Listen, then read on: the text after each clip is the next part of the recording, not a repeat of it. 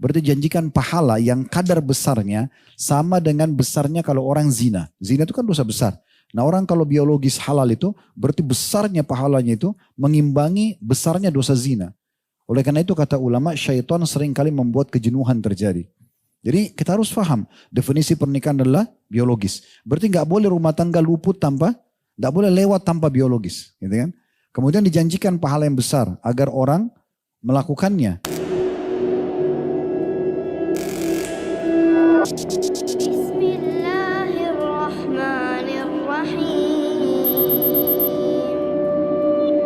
Ustadz, saya seorang istri yang tidak pernah diberikan hak nafkah batin.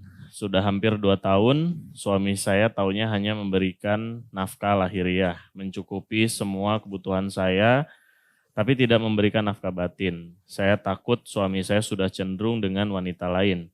Bagaimana saya harus bersikap, Ustadz? Jadi memang kita harus kembali kepada definisi nikah. Ya. Nikah itu definisinya al-wata'. Biologis.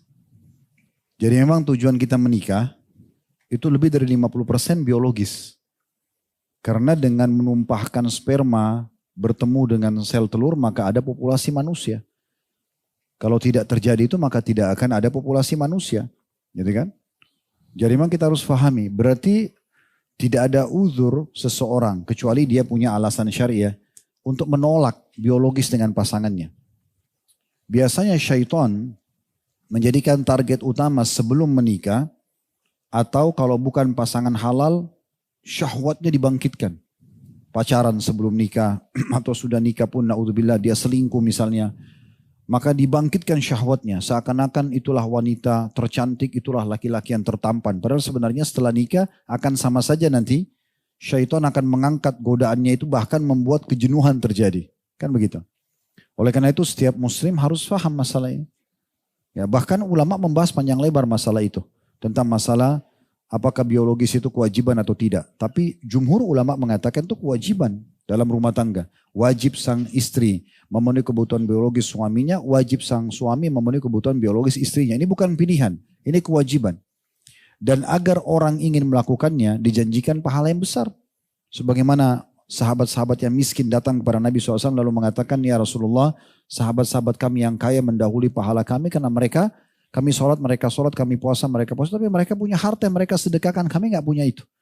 Kata Nabi SAW dalam salah satu riwayat, tentu ada beberapa riwayat, salah satu riwayatnya dikatakan, Allah telah menjadikan cukup banyak sumber-sumber pahala kalian. Setiap tasbih adalah sedekah, setiap tahlil adalah sedekah ya. Tasbih subhanallah, tahlil la ilaha illallah, takbir Allah akbar adalah sedekah, amar ma'ruf menyuruh pada kebaikan sedekah, nahi mungkar melarang kemungkaran adalah sedekah, dan di kemaluan kalian adalah sedekah. Maksudnya nilainya sama dengan sedekahnya orang-orang kaya dengan hartanya. Maka para sahabat faham ini.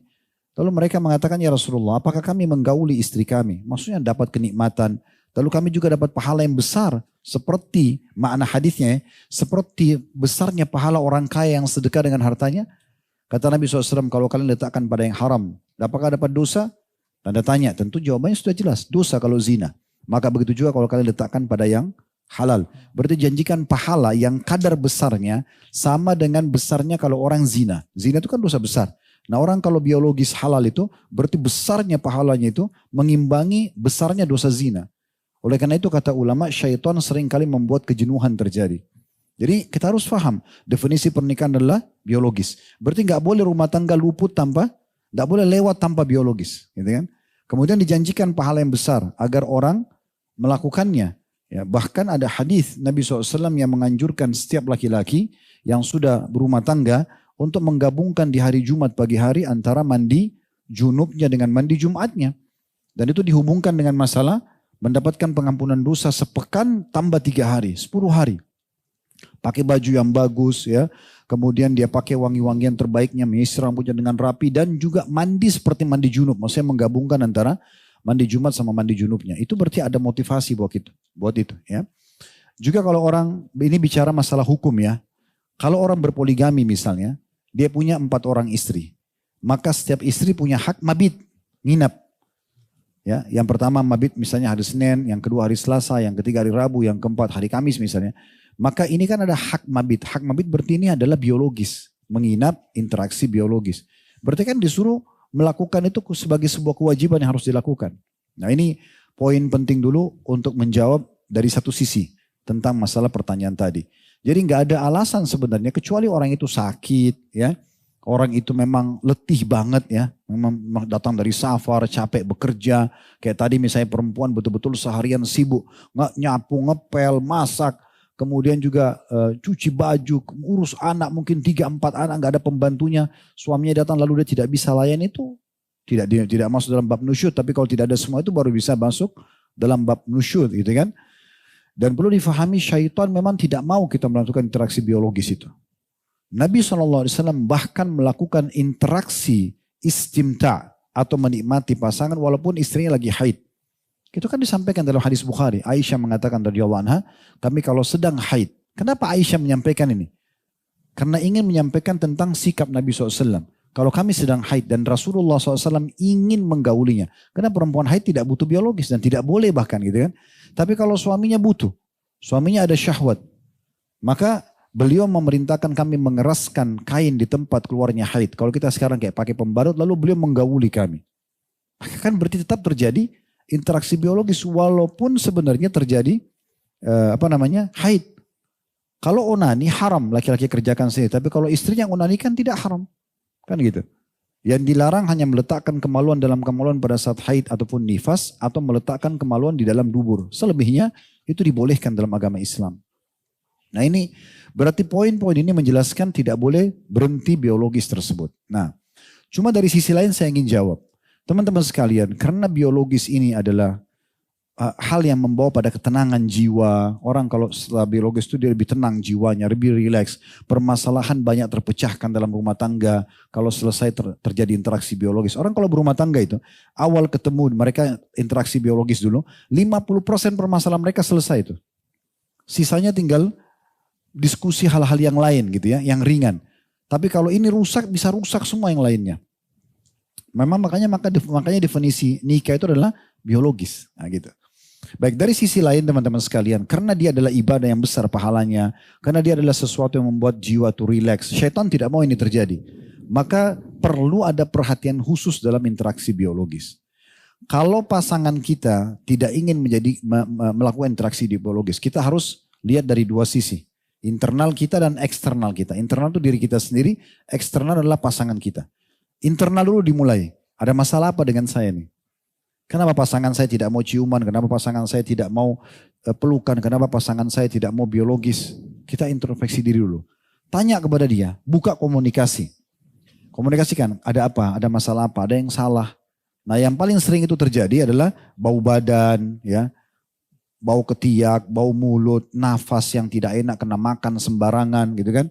Bau kemaluan. Maka Nabi SAW katakan apa? Bagi laki-laki, kalau kalian pulang dari safar, jangan tiba-tiba pulang ke rumahnya. Maksudnya kayak buat kejutan gitu loh, buat istrinya. Sampai dia memberitahukan istrinya. Agar istrinya sempat menyisir rambut dan mencukur bulu kemaluan. Karena umumnya terjadi interaksi biologis. Kan gitu. Jadi itu peringatan dari Nabi SAW. Jadi harus kita perhatian khusus masalah ini. Internal jaga semua itu. Makanya dikatakan Nabi SAW, beliau bersabda dalam hadis, dicintakan dunia kalian ini. Artinya saya masih mau hidup di dunia ini karena dua hal. Yaitu karena adanya wanita yang dicintai, istri, ibu, anak, perempuan, saudari, dan wangi-wangian. Kita disuruh pakai parfum, pakai roll on, pakai parfum. Nabi SAW itu kalau pakai parfum teman-teman sekalian sampai digambarkan beberapa sahabat sampai menetes dari rambut beliau. Dan saking seringnya pakai parfum sampai para sahabat mengatakan kami kalau salaman dengan Nabi, kami temukan baunya sampai 2-3 hari. Jadi bukan cuma sekedar semprot biasa, memang parfum itu disukai. Dan kata Nabi SAW sebaik-baik parfum buat laki-laki yang warnanya ya tidak terang tapi baunya keras. Di sini bau keras maksudnya tercium. Boleh kita tampil seperti itu di depan umum apalagi di depan istri. Kan gitu. Semprot semua badan. Dalam sebuah asar yang pernah saya temukan, Nabi SAW gemar menggunakan serbuk yang wangi di tubuh beliau, yang beliau minta istrinya untuk meletakkan dari leher sampai ke kaki beliau, kecuali daerah kemaluan beliau letakkan sendiri. Jadi semua badan beliau diwangikan. Kan gitu. Sering mandi, sering wangi. Nabi SAW mengatakan aku diperintahkan bersiwak sampai aku mengira gigiku akan rontok. Bukan sekali 2 kali sikat gigi, sering kali begitu. Kalau sedikit sudah nggak nyaman, habis makan langsung sikat gigi. Kumur-kumur, jadi selalu nyaman. Dalam riwayat Bukhari disebutkan Nabi SAW setiap kali mau masuk ke dalam rumah yang pertama beliau lakukan adalah bersiwak. Berarti menjaga bau mulutnya. Karena itu sensitif bagi pasangan. Itu internal kita. Jadi selalu pakai baju yang terbaik, selalu wangi, sisir rambut yang rapi gitu kan. Itu bagus banget. Ya. Itu penting sekali untuk diperhatikan. Karena banyak orang tidak perhatian masalah ini. Saya pernah dibonceng oleh seorang ikhwah menuju ke masjid. Saya berharap segera sampai ke masjid. Luar biasa baunya gitu. Ya. Sampai saya nggak tahu harus nasihatin gimana. Saya sambil sholat itu sambil berpikir. Apa yang saya harus lakukan? Maksudnya ini sebelum sholat ya. Sampai hanya habis sholat saya muncul ide. Bukan di sholatnya saya berpikir. Tapi sebelumnya terus saya berpikir. Oh mungkin caranya supaya tidak menyinggung dia. Saya bilang, akhi bisa mampir ke minimarket gak? Kebetulan mau ke pengajian waktu itu. Baik, saya mampir terus saya beli apa yang biasa saya pakai, roll on, apalah ya parfum yang ada saya dapat di situ saya beli. Dan terus saya belikan juga beberapa makanan, snack-snack gitu. Saya bilang, ini buat antum, hadiah. Mudah-mudahan saja dia berubah. Sampai sekarang sih saya belum ketemu lagi. Gitu kan. Tetapi luar biasa. Jadi sampai pada tingkat kecut sekali gitu ya. Iya. Saya nggak tahu bagaimana bisa betah itu. Padahal sebenarnya itu sederhana. Cuma mencukur bulu ketiak, pakai roll on. Kan apa salahnya? Kan kita juga nyaman, percaya diri kan gitu. Nah itu penting untuk digarisbawahi gitu. Nah kemudian secara eksternal itu adalah bagaimana pasangan kita sendiri. Eksternal gitu kan. Artinya dia mungkin ada hal yang dia tidak suka. Mungkin selama ini dia berharap penampilan kita pakai baju kaos ini. Atau kalau kalau istri mungkin pakai baju tidur yang model tertentu. Yang warna tertentu. Mungkin ada parfum yang kita pakai dia gak suka gitu kan. Gak ada salahnya diskusikan. Kalau mau beli parfum kita semprotin cium. Ini kamu suka gak? Jadi kalau parfum buat antum pakai sama istri. Biar dia suka. Parfum yang dia pakai biar antum yang suka. Dan bukan aib teman-teman. Antum ikhwah yang beli baju tidurnya istri antum. Beli belanja yang antum suka biar dia pakai. Jangan dibiarkan pakai seperti yang dia mau. Kalau dia terbiasa dulu sebelum nikah pakai daster, dia pakai lagi setelah nikah. Antum tidak suka daster. Tapi antum gak enak mau ngomongin. Ini jadi masalah ini. Saya pernah buat pelatihan manajemen rumah tangga Islami. Subhanallah.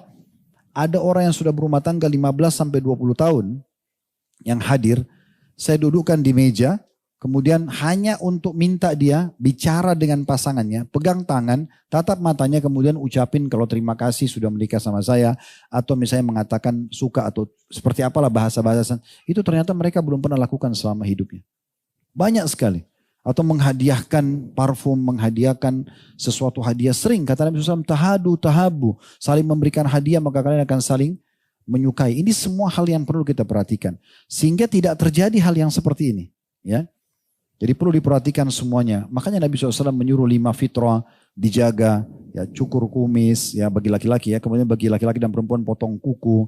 Bagi laki-laki perempuan mencukur bulu ketiak, mencukur bulu kemaluan. Ini kan semua berhubungan dengan masalah hal-hal itu. Nah insya Allah kalau seperti ini mudah-mudahan tidak akan terjadi.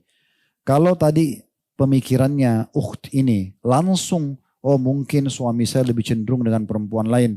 Saya bisa jawab sebagai laki-laki. Mungkin teman-teman juga akan sama mungkin pemikirannya karena kita cuma beda casing saja kan. Sama-sama laki-laki gitu.